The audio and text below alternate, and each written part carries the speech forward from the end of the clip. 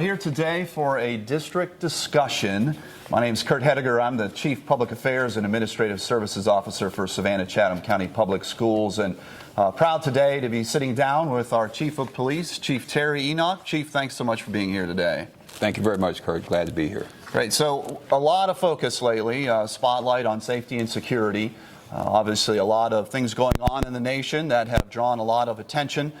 It's brought a focus area to the area of safety and security, which here in Chatham County is really one that we've been focusing on for a number of years. Sure. In fact, it's important for our viewers to know that we have a state-certified police agency here within our school district.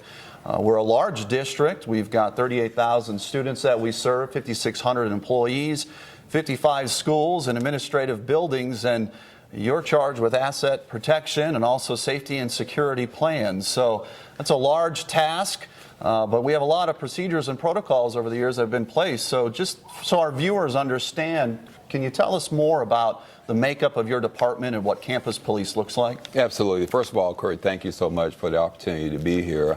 I've been serving in the role as Chief of Police since 2015. I can tell you I'm very honored on behalf of our entire campus police family. We're dedicated every day to keeping our schools safe, working with all of our stakeholders. A little bit about our department.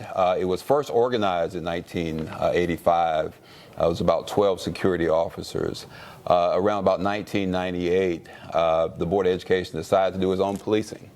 And what they did is they hired SROs to go into schools. They hired support staff. And in about 2013, as you mentioned, we became a state-certified agency. We're one of 4 Board of Education police departments in the state of Georgia that have that very prestigious designation as being state-certified. And what that means is that we follow all the progressive standards that 21st century police departments in the state of Georgia follow.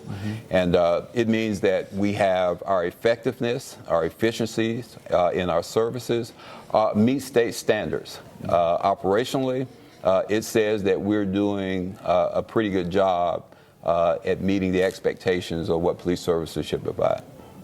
So in talking about standards and procedures and protocols, one of the things that's critical in your daily operation is really assessment. How are things going across the district? How vibrant and fully supported is the force? Are we meeting expectations for the current climate and need? And your department can be pulled in a number of ways because you have really multi-agency response in a number of situations, whether it be working with school social workers or other municipalities and internal departmental improvements as well. So how does that work into your regular fabric for continual assessment and improvement for the safety of the district as a whole? Well, assessments is an ongoing process. It's continuous. We're always looking at the internal and external environment, seeing if there's any changes, and then we're constantly reassessing that. In the shooting, the Parkland shooting, we took a look at the after-action report that came out on that, and we learned a lot from that. And so what we've done is that we're always looking externally in terms of what's happening outside of our schools and how we can address those vulnerabilities or gaps that we may have here.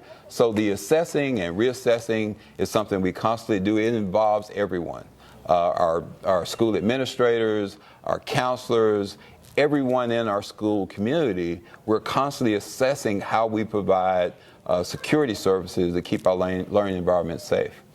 All right, Chief, so we heard a little bit recently about a presentation you made in front of the board, very informative, and you talked about the emergency management cycle that campus police uses. It really hit a lot of those buzzwords that we hear about a lot, which is prevention, preparation, recovery, and response. So can you talk to us a little bit about how you've implemented that framework into your daily operations and some key initiatives that have come out of, say, to start out preparation and preparedness?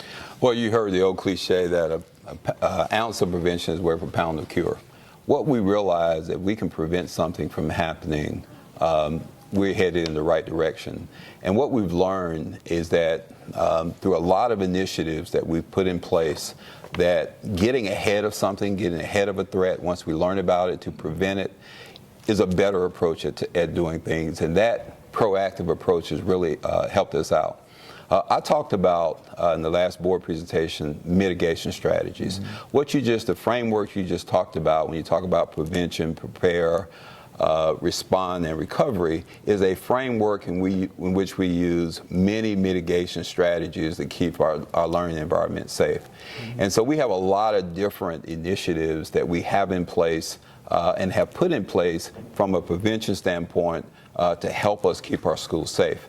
And so each one of those different areas, there's a ton of some good best practices that really have worked for us in identifying problems before they occur, preventing them, responding, and then learning from those incidents too that help us address vulnerabilities or risks that may be in our schools that we need to solve to make sure that something bad doesn't happen. You actually take a lot of your prevention and initiatives that are born on response from the use of good data. Absolutely. We're one of the few departments that we have our own crime analysts. And what we do is we learn from data, intel. We try to work smart. So if we see a pattern or a trend emerging, what we do is we come up with a prevention strategy if we can get ahead of it, or a response strategy to respond to what's been happening. I can give you a good example. You look at safe routes to school. Safe routes to school, many people refer to it as a walking school bus, but it is a way to help our kids get to school safely and return from school back home safely.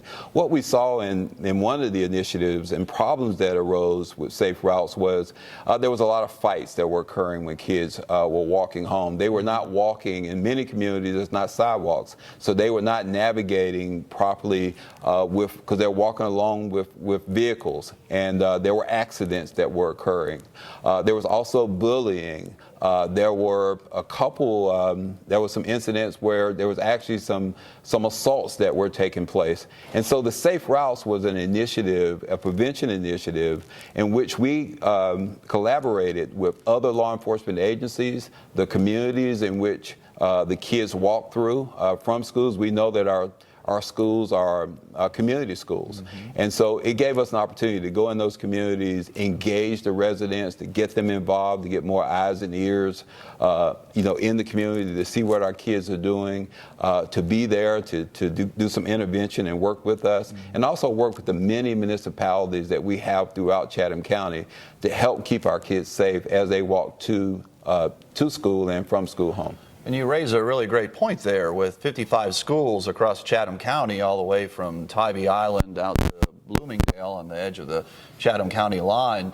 We're really in all municipalities, 426 square miles covered.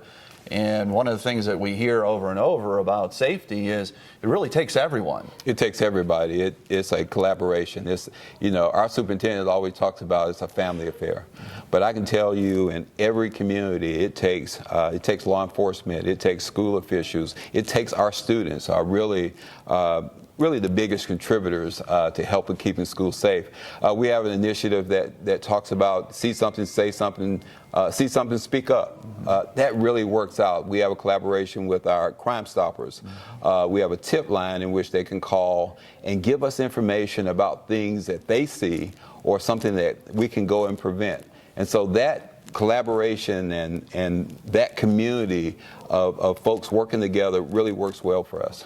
All right, that tip line 234-2020, and we encourage, of course, our students, if they see something suspicious in the hallways or if there's something that they don't feel right about, that they should call that tip line and report it in. And of course, that gets a direct connect to your campus police for follow-up. Absolutely. We have a 24-hour hotline that's available. We're there to follow those tips up, and we have investigators standing by to do the correct follow-up. And hopefully, if there's something there, we'll get ahead of it. You've just watched part 1 of a series of 3 videos on Savannah-Chatham County Public Schools campus safety and security. Please watch parts 2 and 3 on our SCCPSS Communications YouTube channel for more information on safety initiatives and security efforts in our schools. Stay connected with the Education Update on our website, sccpss.com, and on your favorite social media. Join us next time for Education Update.